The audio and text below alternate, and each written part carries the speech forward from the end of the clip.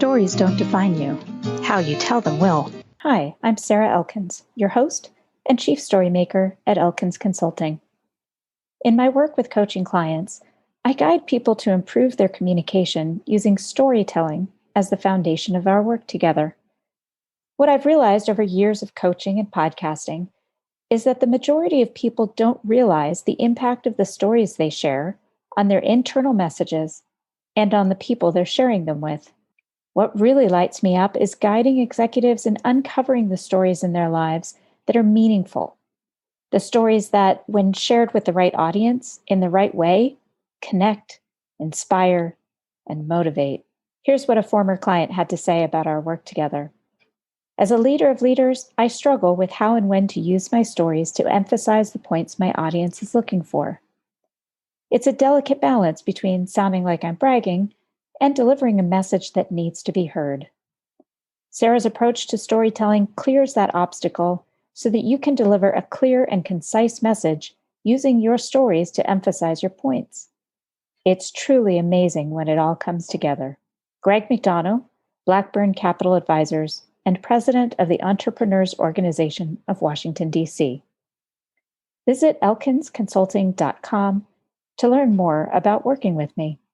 Well, today is a special day. I get to interview my friend Jeff Furman on the podcast, Your Stories Don't Define You, How You Tell Them Will. We've been connected on LinkedIn for years and years, and it is just such a pleasure to finally get to see him face to face, even though our listeners don't get to see a video, but to hear his voice and hear his story. So, Jeff, thank you so much for joining me today. Oh, well, thank you. Yeah, this is like I already know you pretty well from many podcasts and many of your LinkedIn posts. And I've interacted with some of your really good questions that you give challenges to your audience. Thank you. Thank you. Well, it's been my pleasure because I've seen a lot of the content that you've been posting over the years. And I love the way that you present the information that you're sharing when you're teaching. So can you tell our listeners just a little bit about what you do and why it lights you up? Yeah, well, I love helping people, and I've always been a natural teacher. My first job, even in high school, I was tutoring algebra to other students. There was a Board of Education program. But anyway, then I was a project manager for many years in IT, lots of really good challenges, and we did a lot of innovative projects. We had a lot of autonomy. So I was in charge of looking at new products for a big brokerage in New York. So I was exploring cool software for many years and bringing in the best of breed products. But I always was a teacher kind of guy, and I would do classes for the developers in the brokerage firm. I would do classes to help them learn the software so they would use it. It wouldn't just be shelfware. So many years later, I got good advice to get my PMP, and then I became really a PMP evangelist. A lot of the PMP, Project Management Professional, is from PMI, Project Management Institute. A lot of it rang true for me, and it was very much in sync with what I had been doing as a manager. So I started sharing PMP, and I became a PMP instructor. And I love it because it helped me a lot. As soon as I got my PMP, someone wanted me to teach PMP. It's still that way today. There's a lot of opportunity. And then people asked me to write a book, which, I knew a lot already, but because I had the PMP, that's why they asked me to write the book. So even in my own story where I had a lot of experience, the PMP helped me a lot. So I've been teaching PMP largely since 2007, the last 10 years for NYU in New York City, and the last 11 years overlapping for the U.S. Army. And I love teaching the Army, especially because it makes such a huge difference for the soldiers. People think of soldiers as just being soldiers, but there are many project managers in the U.S. Army. They build roads and bridges and offices and computer networks all over the world, sometimes with bullets flying over their head. But so they're doing everything like here in New York, except with the challenge of being in a tough place, like many of my students from Iraq and Afghanistan. So I love helping the Army people, especially. It helps them so much to get certified. When they get out of the Army, then they're a certified project manager. They're going to do great in their private life after when they become a civilian. Mm-hmm. That's so interesting. And I love that you're doing that, partly because I have had a lot of experience recently in the last few years with others that are guiding former military veterans to apply what they learned there in the private sector after they leave the military service. Yeah. So I really appreciate that. As a matter of fact, one of my really interesting interviews was a guy named David Amerland, Oh, who yeah. wrote a book called The Sniper Mind. And he Oh, had yeah. these incredible conversations with former snipers and current snipers. Fun. And he was kind of guiding them to understand how what they've learned in that area can be applied to the boardroom. So I think a lot of us have a hard time once we get so inundated or invested in one particular area, we don't realize how much of what we learned can be applied to other areas. So Yeah. I love that you're doing that work. Thank you for doing that work. Well, it's it helps the soldiers so much, and they keep in touch with me. Some of them are now millionaires. They call me up to have brunch. Like they find out I'm teaching in a city. Like I taught a course in Augusta. I got a call from a student who took my class in Texas, but he was in Augusta, and we're now on Facebook. So he says, he invited me to brunch in Augusta. I didn't have any idea he was there, but he started his own company sort of as he was finishing the military service. And another one of them did that too. He started his own real estate company in El Paso.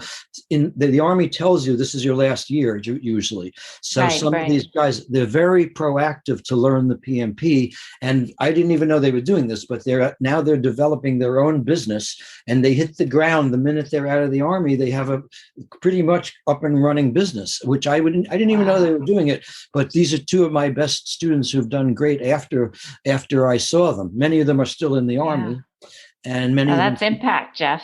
Well, it's very exciting. Yeah, it's quite exciting. I keep in touch with quite a lot of them in LinkedIn.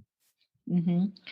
So let's go backward a little bit, because I really want to ask you the question that I ask all my guests, because you mentioned your answer to me in an email, and I'm excited to dig into it a little bit. So I always ask my guests to share something about themselves that most people probably don't know about them, something that's not on their LinkedIn profile or on their bio or on their resume. And you shared something that we have in common. So would you mind sharing that with our listeners? Yeah, I have always had a very big love of music, and growing up in the New York City area, you see some amazing things, great concerts, really amazing. So for many years, I was working for this brokerage that I mentioned. It was Prudential Securities in downtown New York. And after work, I had a pick of great shows to go to, and I had a lot of energy. I would work all day on computers, then I would run up to Greenwich Village, then I would go to like some of these famous places, Folk City and the Bottom Line and the Bitter End, all of these classic places. And I would love the music so much that I always had a writing bug. So later I wrote my books and everything in project management, but I started writing for Computer Worlds about software, and that gave me a credential. And then I called up an editor at a newspaper in New Jersey, the Bergen Record, and I asked him if I could write interviews about songwriters. I had one really good idea at the time, and he was very excited. It was really just a lucky accident, but I was good at that kind of phone call. So I was published in Computer World, which people know about. Anyway, so the next thing I know, I'm spending quite a lot of time going to concerts, picking my favorite songwriters that I want to help and share their music with the world. So I got to be, really helping them out. And it's really fun to interview singer-songwriters. So I interviewed the people from the Roaches and Lucy Kaplansky, and maybe Eliza Gilkison or Tom Russell from out on the West Coast. But anyway, I would write interviews. I would interview them and write articles and get pictures and publish them in this newspaper. And then I branched into this pretty good one called Performing Songwriter Magazine. It used to be really a biggie in the world. Anyway, so that is a great passion for me. It's so much fun to ask a songwriter secrets behind the song, and normally they wouldn't answer you if you asked them. But if you're writing an article that they love to hear, that's when they love that question. And I'm so curious. I hear you talk about curiosity a lot in your podcast, like with active listening. So I'm super curious about a song. Did it change, or it's just the most interesting thing to me. So that was a very satisfying hobby. For many years, I did that. That's so cool. And it fed you, because during the day you weren't being completely fed. Yeah, exactly. You were being drained in some ways. And so you were able to re-energize by listening to music. So some of the names that you mentioned, I know that quite a few of them are kind of American folk Yeah. style. Yeah. Is that generally what you were listening to at the time? Is it something Yeah. that you continue to Yeah. love? I was very lucky. I always loved folk music kind of best. And even now there's a revival. Joni Mitchell had a 5-page article about her in the Times just this weekend in the New York Sunday Times. This happened to always be my favorite music. Joni Mitchell, Joan Baez, Bob Dylan, Tim Hardin, all these people. So many of them were right in my backyard. I lived in Greenwich Village also before that. So I saw all of these great shows. Also, someone named Jack Hardy, who passed away, but he was a folk singer and songwriter. He started a group called Fast Folk. And a funny name. And he would have pasta at his apartment in Greenwich Village, where all of these people would come over, and it was a songwriter swap. And it was really good people like Suzanne Vega, lots of people who got pretty famous, but they started there. He gave them their start, and he was this kind of generous guy. He would make this giant bowl of pasta. I was invited once or twice to his house, and all these songwriters would go around the room doing a songwriter swap. And that's so cool. It was really neat people, really good people, many that you've heard of at this point. And so Suzanne Vega had that song Tom's Diner, do you know? Which is the diner. Yeah, well, I actually got to see her perform once here in Helena, Montana at a small auditorium called the Myrna Loy Center for the Performing Arts. That same summer, I got to see Rickie Lee Jones perform. Ooh, wow.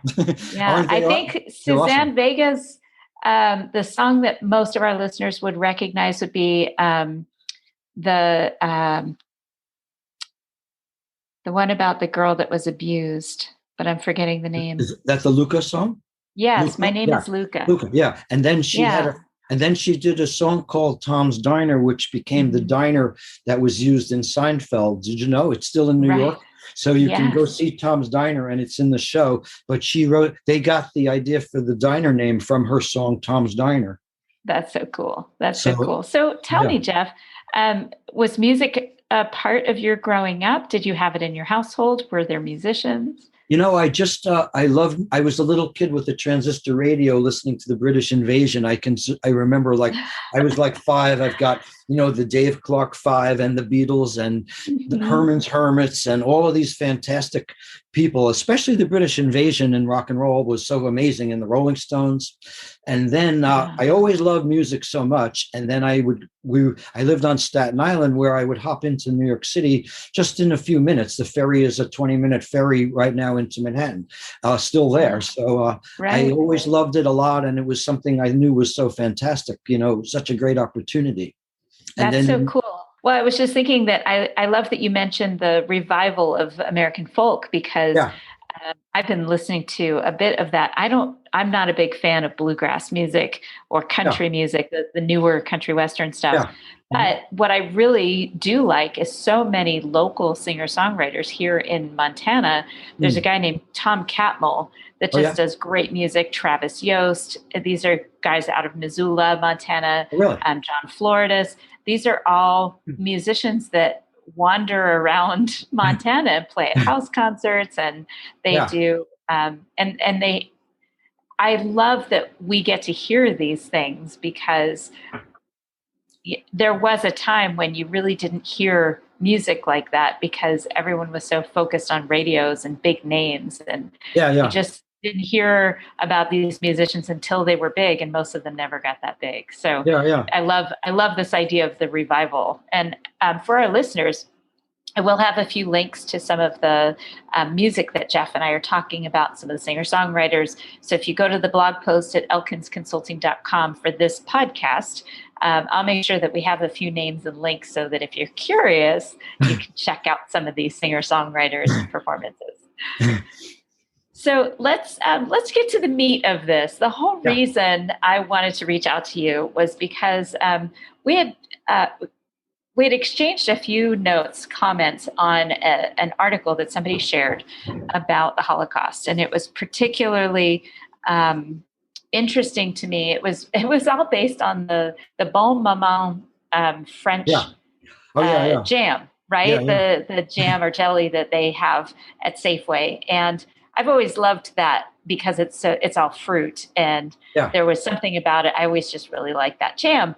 And then somebody posted about it having been made in a village in France that protected the Jews when they were supposed to be pulled away and murdered. Yeah. And you mentioned that you are the child of Holocaust survivors. Yeah. And as much as I am intrigued by the stories of your parents, what is really interesting to me lately is this idea of generational PTSD, the experiences we have as children of parents who had these experiences before we were born. And it's been really interesting. I talked to Raj Kumari Nyogi over a year ago on this topic, and she sent me on a rabbit hole experience of looking into a lot of research that's been done on the fact that children who were their mother was pregnant with them during a traumatic event like Superstorm Sandy or any of like 9/11, that those babies are born with a higher natural level of cortisol, the stress hormone. And babies who are born of parents who were not in that kind of an experience, a traumatic event. So you mentioned a few of the things that had big impact on you based on your parents' behavior. And I'd love to kind of dig into that because it relates back to the first part of our conversation when we talked about what you do and being a natural born teacher and your particular affection in your affiliation with the Army. So can you share with our listeners the story about why you have that particular affection for our armed forces? Yeah, so it was probably the most significant thing in my childhood that both of my parents were Holocaust survivors directly, and all their family. Many were killed. They were two of the few that survived. And in fact, so the U.S. Army literally rescued my mother from a concentration camp. So this is very powerful. You hear this when you're a little kid, and it stays with you pretty big your whole life. So so many years later, I had the pleasure of being asked to teach for the Army. And I thought, this is a great way to give back. I teach a lot, but I'd rather teach for the Army almost than anyone else because I'm helping. It's like a giving back. So my mother was in a concentration camp. And when the war ended, or toward the end, the U.S. Army was right there, literally taking her out where she might have been close to death already. Many of the people who were in the camps died in the camps. Even if they weren't murdered, they were underfed, they were mistreated. So even in the camps, you were still pretty likely to die, even if you were not killed right away. And meanwhile, my father was also, his family, he was pulled away from his family. Literally, they were fleeing Poland. And the Russians were invading at the same time as the Germans. Poland was right in the middle. They took my father, like, we need you, literally into the Russian army. He never saw his family again, ever. He was right with his parents, never saw them again. And he thought everyone was still alive when there was no cell phones, there was no anything. He gets out of the Russian army, there's nobody left. So anyway, giving back to the Army is really gratifying for me. So, and I think part of the idea of liking to help people so much and be a teacher, I think that comes especially from my mother's side. She had quite a lot of empathy. In fact, I used to call her the empath, like from Star Trek, the old Star Trek. Yeah. Then they had another empath later in the movies. But anyway, she liked that idea. But she really was filled with empathy. She became, after the kids were grown, she became a crafts therapist. And it was quite amazing. She just came up with this sort of out of the blue sky. Like, she didn't go to school for that, but she knitted and crocheted. And she would help the people in the halfway houses on Staten Island quite a lot. She said they used to tell her that she helped them more than the psychologists. Everyone likes to make fun of psychologists. So anyway, but nevertheless, doing something and making something and positive is very helpful to people's psyche, right? So, do you remember her telling stories about that, about certain ex-cons that she had worked with? You mean in the halfway house? Uh-huh. Yeah, she would tell me people are so upset and, nothing is helping them. She didn't go into much about their lives, but she would talk about the impact she was making and how she liked going in there every day and how she helped them every day. And how, something like crocheting, people think I don't know how to do this, but she was able, very patient, very empathetic. And she would teach someone to crochet who couldn't do it before. It's kind of a really big thing when suddenly they can do this. And it's such a gratifying thing to make something like that. Right. And it's just a small piece of that confidence puzzle. If I can do this, maybe I can do this too. Yeah. Or it's that. Really, it's like a self-therapy. And she just sort of found her way into that. We were surprised. Like, she came to America, couldn't speak a word of English, didn't finish her high school because of the war, but she got her high school degree. And then she got a college degree right on Staten Island, the College of Staten Island. So what was her degree in? I actually don't remember the degree, but it was, but just a general degree. But it gave having a college degree. I remember she took courses like English literature, and so Staten Island College is still right there. And she used to drive me to work I was a summer camp counselor in the summers of my college years, and then she would go on to her job, and then she would pick me up back where I was a counselor at the summer camp. So the summer camp was near where the hospital was that she was working. So I got to bond with her that way. So how long was that drive? Not that long. Staten Island has some beautiful woods. People think of it as not so nice, but those camps are still there. There's a Boy Scout camp, a Girl Scout camp. There's Camp Kaufman. They call it the Green Belt. So there's still these beautiful woods on Staten Island, not far from the hospital that she works, and not far from it's called Toad Hill is a beautiful area. So there's quite a lot of woods. I am immediately kind of transported into this car. Yeah, it's only like maybe 25-minute drive. So we would drive in the morning. She would take me to the camp. The little nice kids would be waiting to see me. They would be like standing with their mommies and dads, Because of your natural teaching ability. Yeah, well, it was that was my second job. And I liked it a lot. Like, I loved helping the little kids. I felt one girl didn't have a father, so I gave special attention to her. Like, that was pretty fun, actually. Really gratifying also. Do you think your mom noticed? Did your mom ever say anything when you would be there and they'd be waiting for you? Once or twice I introduced her. Like, there were these two little kids that hung around together, and one of them said, "Is that your mom?" And they wanted to meet her. So I remember that pretty vividly. So she would have fit in at the camp too, actually. But anyway, she was working with adults who had a rough time, and they were in the halfway house. But it was only so on the way home. Yeah, you had another 25 minutes alone with her. Yeah. It was pretty awesome. It just seems like you have this whole memory popping into your head of sitting in the car with your mom. Oh yeah, it was pretty great, actually. Every morning through the summer, in between my college, semesters. Mm-hmm. I'm feeling that. Maybe it's resonating because there was a time when I dropped out of college for a little while because I just couldn't pay the rent and was too broke to eat. So I remember moving back home for a little while, which was awful for me because I was fiercely independent. But my dad got me a job in the plant. He was a printer and publisher, and he got me a hand bindery job in the plant so that I could make an income. And it was an hour drive each way. It was from Colorado Springs to Denver. And we'd have to leave really early in the morning, which was never my thing. I have, as you were telling that story, I have these vivid memories popping into my head of getting in the car with my dad, having our Go cups of coffee, and listening to NPR on the way into the plant, and just having that quiet time with him. And then on the way back, talking about our days. And I don't think as young adults, we have a lot of opportunities like that with our parents. So it seems to me that as you're thinking about it, there are some precious moments that are coming back into your memory as a result of thinking about that time. Since you mentioned that, I was a middle child, and I kind of never got enough attention in a way, as is famous for middle children. But a couple of my most vivid memories were when my mother she took just me to the movies one time, and we saw twice she did that. Once was a movie called My Side of the Mountain. It was a story of a little kid in the woods. But anyway, that was like really special to me to have a whole day just me and my mother.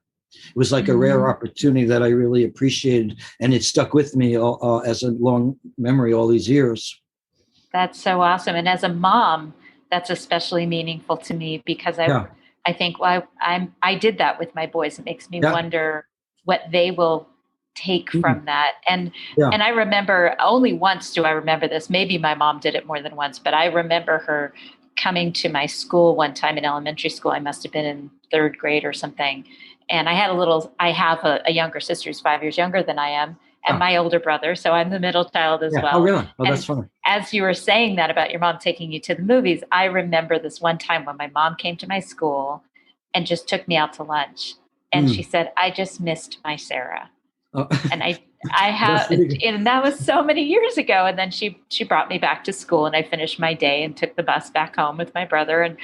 But um, you mentioned in one of our conversations by Yeah. email that she was also fiercely protective of you, Yeah. likely because of her experience in the Yeah. Holocaust. Mm. So, do you ever remember something in that time that just comes back to your memory vividly, a story of when she was overprotective, that you knew it was overprotective and not a Yeah. Yeah. reasonable amount of Yeah. protection? This was a flaw in her from her background, that she decided that she had such a rough time. Her mother and father were killed by the Nazis. Her brother, two brothers, and her only sister were killed by the Nazis. So both she and my father wanted to protect us from any trouble. So my father's way was to tell us how rotten the Nazis were and beware of everybody and don't talk to the neighbors. My father was more that way about it, but my mother was more hands-on, like don't play football, you'll get hurt. Don't ride your bike this on the main road, you'll get hurt. So the thing is, it didn't convince me not to do anything. It probably made me more wild, because it would be, you could say, annoying that she's inhibiting me or inhibiting my enjoyment of all these things. So even though she never stopped me pretty much from doing anything, but she never stopped trying. So a little bit like, she had a never ending attempt to stop me from doing stuff. And it made me all the more wild. Like I went to Europe, I took a year off from college and I went all the way to Europe for 4 months. It was quite amazing. Wow. And it was before there were smartphones. So I'm like pretty much all on my own with no contact from anyone unless I wanted it. But I remember she was crying at the airport seeing me off. And later she told me, I thought for sure I would never see you again. Like, she's like, that's not a normal reaction. And Well, most, it is for her, yeah, given her circumstances, yeah, it yeah. absolutely was normal. Yeah, I know. But so most mothers would be like, wow, I wish I could go with you. But she was like, I'll never see you again. She didn't tell me that until I got home, but I could tell she was not too happy. And, so she didn't stop me, but she certainly was inhibited me. Like she took some of the fun out of it, because there's no fun making your mother cry, you could say. And so, and Yeah, then, exactly. but I would be pretty wild, and I wanted to go to Europe because they were from Europe also, so I went all over the place. I went to Greece, to Israel, all over France and England and Italy, but I knew I would never have so much of a long length of time like that again, probably. Right. I'm imagining your mother's response to you leaving, and Yeah, the loss of her family and how hard it was to let you go. yeah. And she had to. I mean, she didn't have much of a choice. Once Yeah. you decided you were going to go, you were going to go. Yeah. Did you even at that time, when you think back on that, you knew that she was reacting because of her tragedy? I guess I didn't always connect it. I mean, pretty much. I knew she was overprotective. I knew it was from her background. I didn't always connect it exactly. I just knew she's not too happy about this, but it's not about her. I want to do this. I want to do all kinds of things in my life. I was very ambitious. I really wanted to have a broad perspective. I think being a child of European parents gives you a broad perspective in the first place. You're very sensitive to anytime I see someone struggling with English. First of all, I feel for them, because I know my own parents. They imagine coming to America, not only with their family lost, but not speaking English. And boy, that was a struggle for both of my parents. But they both managed to finish their education in America, and they got their degrees, and it's quite amazing.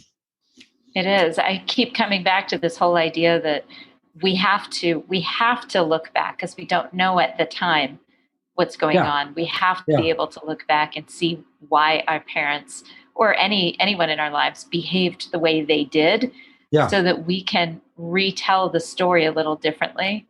Yeah. with that context in mind. I Yeah. think Yeah. it's so important to have the context of what happened to them when we start telling stories about them and our relationships. Yeah. Yeah. So, yeah. Huh.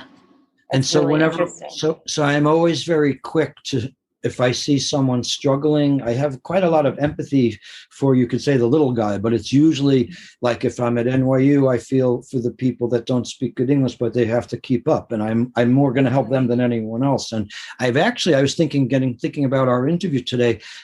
Over the years, I've helped a number of people that were in trouble, and usually in trouble because they were being bullied one way or another by Americans because they were foreign born. So I actually have a few cases. I was thinking about them to mention to you, that where someone was going to be beaten up, or someone thought they were having a heart attack, but no one wanted to help them because they looked poor. Or one time I saw a guy being bullied. He was selling tickets to the ferry that goes from New Jersey to Manhattan. So he's in this little box, and it was really cold in the winter. So these dumb guys, they're bullying the crap out of this poor guy because they can. Like, he's trapped in this box. He's in this little ticket booth. So they're like saying all this stuff at him. I think he was from India. So the guy tried to have too much bravado. He got out of the box. So now these guys are really going to really hurt him, or worse. So I came over and defended him, and I said, I'm calling 911 right now. Here's my phone. If you stick around, you'll be arrested. And they threatened me also, but they ran away. But I've done a few of those things. I do have a little of a, you like to save someone. I wish I could have saved my mother from the camp, I think is a part of my psyche, really. So the idea of saving someone is a part of me. In fact, my wife, I think, used to call me 911 man, because I'm not going to go fight these guys if I can help it, but I will call the police, and I'll call 911, and I'll solve the situation if I can. But I've done that a number of times. Usually it's someone foreign, like once, but this idea of wanting to save people because I couldn't save my mother. One time, a guy was a really sharp mechanic, and I went to get my car repaired at this place, and the other guys are bullying him, the other mechanics, because he was Hispanic, not born in America. And mechanics are really smart. Like, anyone who makes fun of them, you try fixing the car instead. Exactly. They're not smart about it. This guy is. Right. So I really defended this guy. Really, it was in front of a lot of people, but the boss was picking on him. And I made quite a thing about it, and I complained to the boss's boss, but I felt good about doing it. But anyway, thinking back, I've done that kind of thing a number of times, sometimes a little bit taking a risk of my own physical safety, but I'm, pretty careful, Yeah. That totally makes sense. That idea of wanting to be the person for others that you wished you could have been for your mother. Yeah. Wow. And you mentioned earlier that, or in an email conversation, that your dad was the opposite. He just didn't trust anyone, and he discouraged you guys from trusting anyone. Yeah. So where is that showing up in your life, currently? Well, I had to overcome it's a double-edged sword, because I like knowing what's going on. So on one hand, I'm glad he told me all the things he told me. But on the other hand, you could say he didn't have boundaries. And even as I was a little kid, maybe literally like 3 years old, he's telling me some nice, colorful Nazi stories. And they're really pretty horrible stories. Like, he's telling me that he saw firsthand the Nazis were offering that if the Polish people give up where is a Jewish baby being hidden, they will take them and kill them. But if you're the one who tells them where it is, they'll give you literally like a 5-pound bag of sugar. So what could be really more disgusting? It's even a cognitive dissonance, like a nice bag of sugar for a baby that we're going to kill is quite disgusting. And it made such an impression on me, and partly because I was so unbelievably young. Like, he never should have told me that at that age. Not at 3 years old. But he really had no filter. It's a funny thing. He was an engineer, and he thought, I'm doing this to help my son, so he knows that the world is this way. And he was right and yet wrong, So on one hand, of course. So it messed me up in some ways, I'm sure, because he's teaching me. And another thing like that, he taught us, don't smile at anyone because smiling is phony. This was his great advice. So having the ability to smile is maybe the key feature of anyone being successful in anything, pretty much, not only as a salesman, but a teacher, but anyone, like a politician. Think of anyone, a coach. Somebody that needs to be approachable. Yeah. So he taught us, don't smile at anyone, because see all the neighbors, look how silly they are. They're smiling and saying good morning. This is on Staten Island growing up. In Poland, when you smile at your neighbors, the next thing they turn you into the Nazis. So he's also like, I'm a little tiny kid. The neighbors say good morning and smile. He tells me this, like, it's really like he wasn't overly cut out to be a father. He had an engineering mind. But on the other hand, I really like knowing what reality is about. And but he was trying to protect you. Yeah, absolutely. That's the only thought behind it. But there was nothing else behind it. I love this human, and I want this human to stay safe. I'm protecting this human by doing what I'm doing. So where do you think that's showing up now? I mean, you mentioned that even now you have to really be intentional about smiling. Yeah, I think I smile all the time, but not on purpose. But I can't be in a picture unless my dog is with me. I'll say, "Wait a minute, let me get my dog." Here, Mavis, here, jump on my lap, and that's how I'm comfortable taking a picture. And then even then, it's an effort, because I really can't smile intentionally to this day, and that's. Wow. But yet he had an engineering point of view. He's like, if I tell him this fact, he will learn this fact. So and then he'll be safe. Yeah. So like when 9/11 happened, we were at work at the Prudential and we watched the replay on the TV. We all went into this big war room, that, like they call it. So we're all watching on a big screen the beautiful, clear, sunny day. It couldn't have been a clearer day. This jumbo jet smashes into the middle of the World Trade Center. And I knew immediately it's a terrorist, but I was surprised. Some of the people in the room, they're like, oh, look at that. It was an accident. I wonder how that happened, but it was accidentally that happened. Like, I don't know. They were going too fast. Like some people. Oh, total denial. They were in total denial. But it was unbelievably 110% obvious to me from my background. It's like pretty obvious in general. But then even a second plane hit the second tower and people are in denial. But even just the first one, couldn't have been more obvious to me and many people that it was terrorism. But that's like, my father would have been happy that I recognized things like that. I'm very fast. Bittersweet. Well, yeah, like I recognize politicians when they're phony, and I have a pretty good eye for that from what he taught me, and I like being very analytical. But anyway, nevertheless, if I could undo that early teaching, I would, because that's not a way to teach a little kid. Well, it sounds like you really took a lot from each of your parents. And as an adult now, you're able to see those gifts for what they are. But as a kid, not so much. I mean, I teach adults, and I have a lot of, I guess, both of them in me, like a lot of my father's analytical ability, but I often think that I have a lot of my mother's empathy. Like, some people are extremely surprised in the class. How did you know I knew the answer? I can just tell in people's eyes. They have the answer. I can see which answer they have. It comes natural to me. I think it's mainly from my mother. Plus, I've been teaching a lot, but I can really pretty well tell what people are up to in the class just by seeing their face. And not every teacher has that. So I'm happy that I have it, and I like using that as an ability. So it sounds like your dad was an observer of human behavior as opposed to an absorber of human emotion.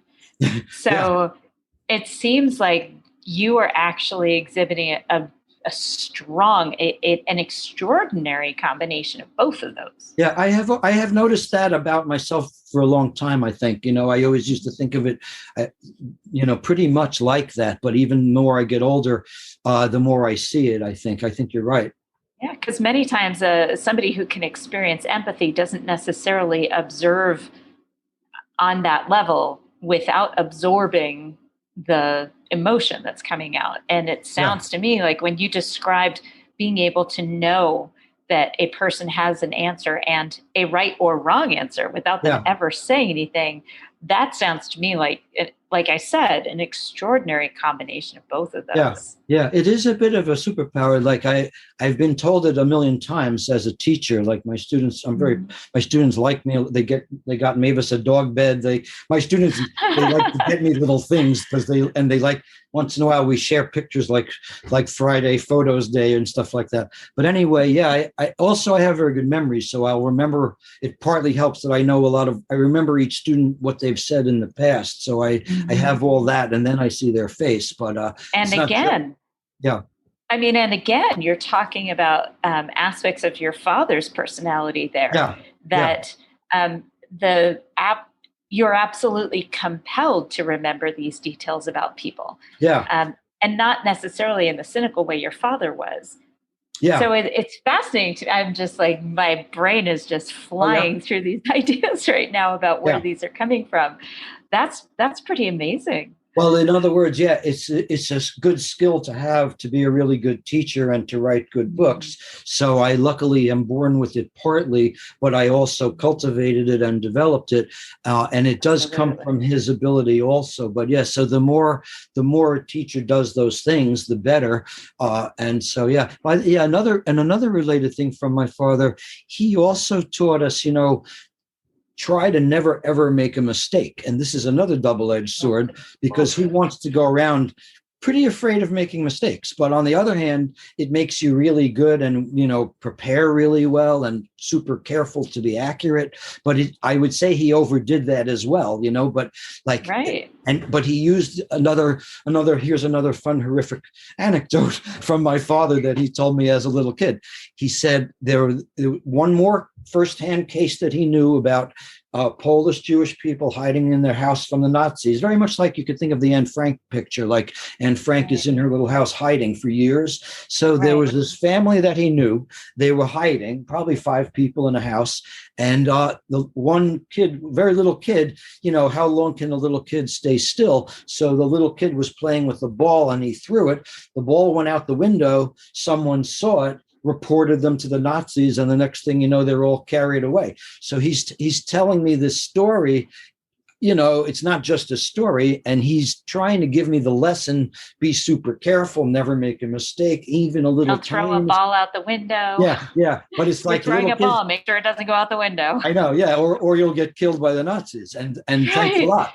So it sticks with you. It's really good and bad, more bad you could say, but anyway, that was my experience having to deal with that kind of thing, And then in combination with your mother being hyper vigilant about damage, pain, discomfort, add those on top of it.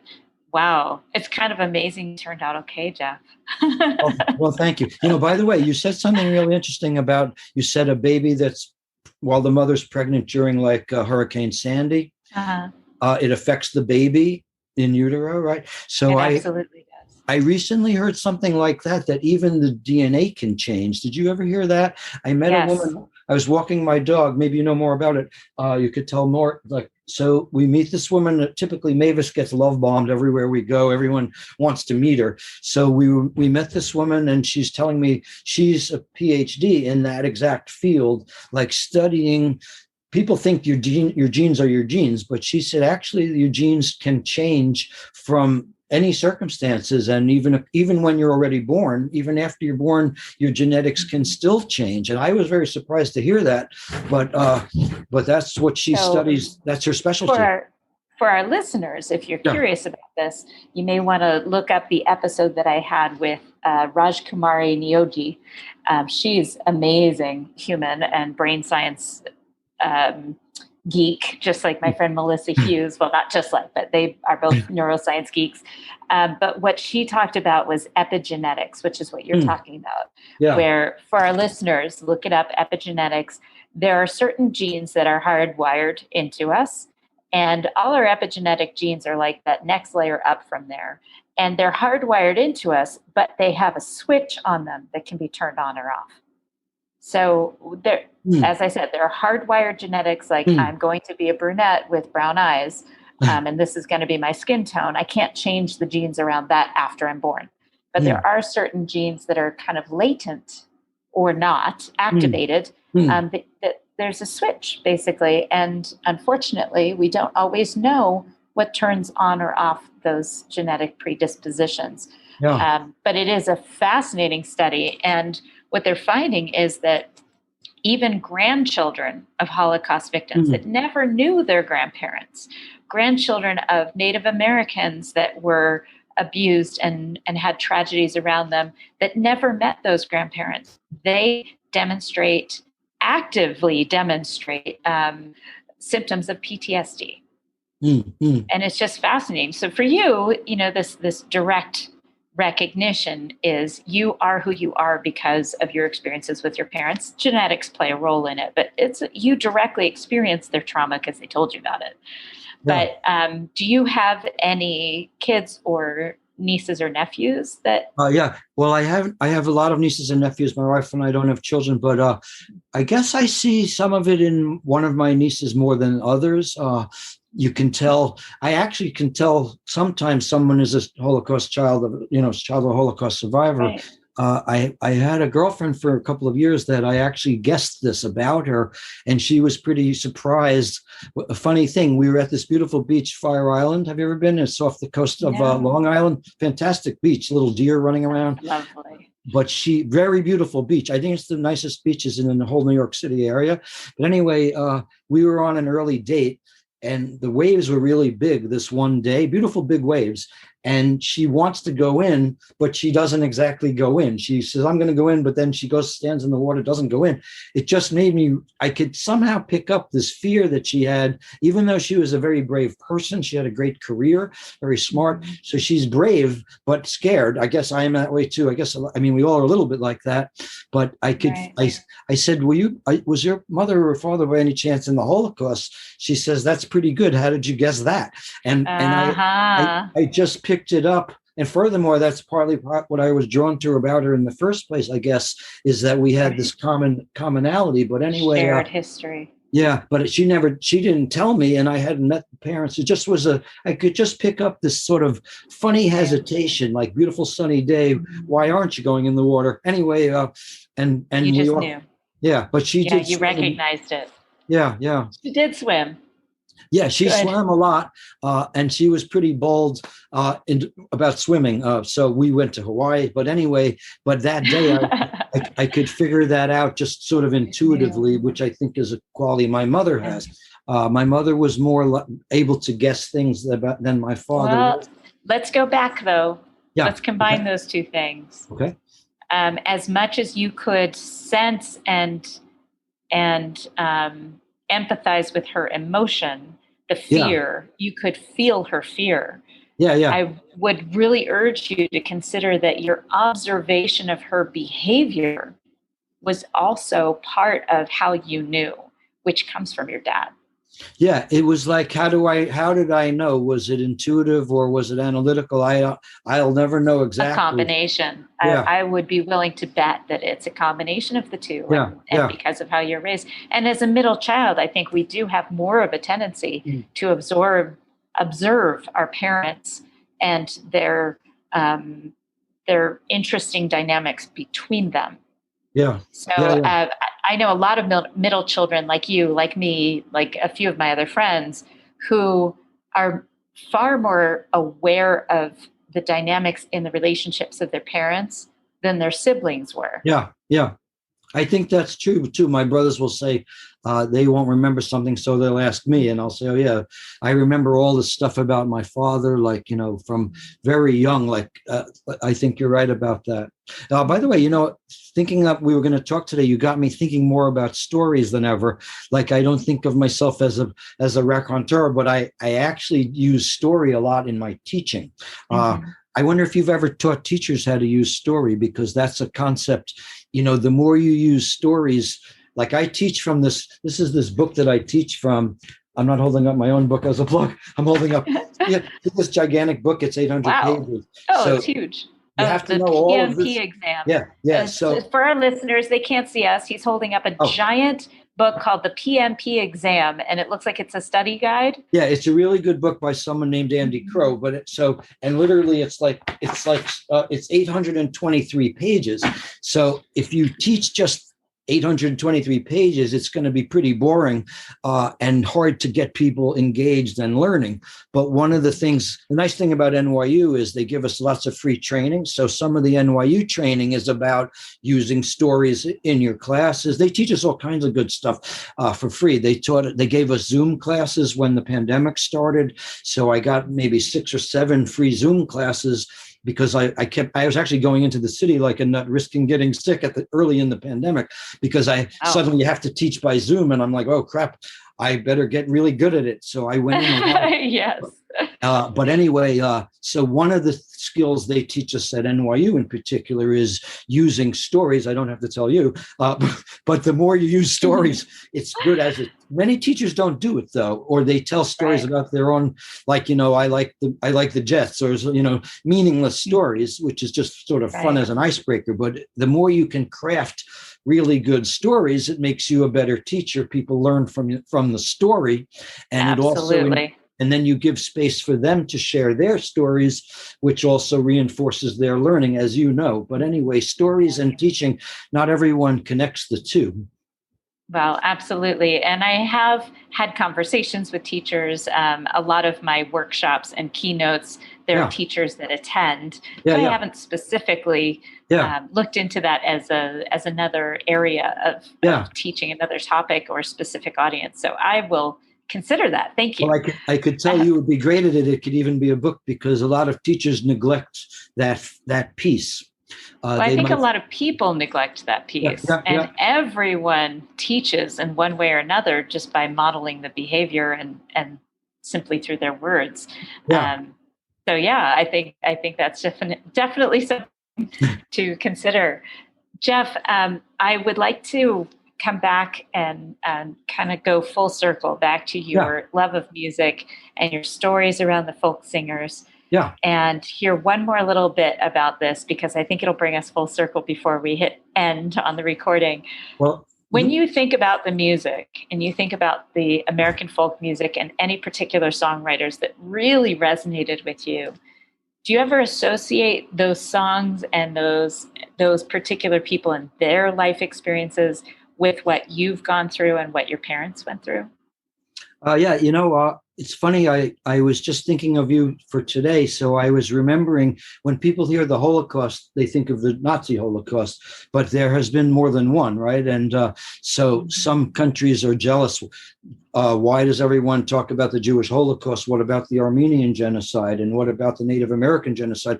Rwandan genocide. Yeah, I've always been super aware of that also. I know Jewish people who only are single-minded, only us are the victims of something ever, but really, I think since I was very young, I was aware of this. So actually, this is a good example from your question. One of the songwriters I interviewed, his name was Tom Russell, and he's a really good songwriter. And I interviewed him it was called Songwriter Magazine, which I did a few articles for them. So just kind of randomly, he told me about, so when you interview songwriters, they send you a few CDs, so I'm looking through the CDs. I find this amazing song called Manzanar. Most people never heard of it. It's Manzinar. So did you know that this was a place where we know that they interred some of the Japanese Americans in concentration camps right in our fine country, right? But we did this pretty not so nice thing. At least we hopefully treated them okay in there. But anyway, Tom Russell wrote this great song called Manzanar, which is about, actually it means apple blossoms. Or apple orchards, I think is what the word means. And he wrote this song about all about the experience of a Japanese American who suddenly was pulled into this camp. Like he came to America for the riches that America offered. And then World War II, Pearl Harbor started. And then he's treated like crap. And even worse, he's thrown into a concentration camp.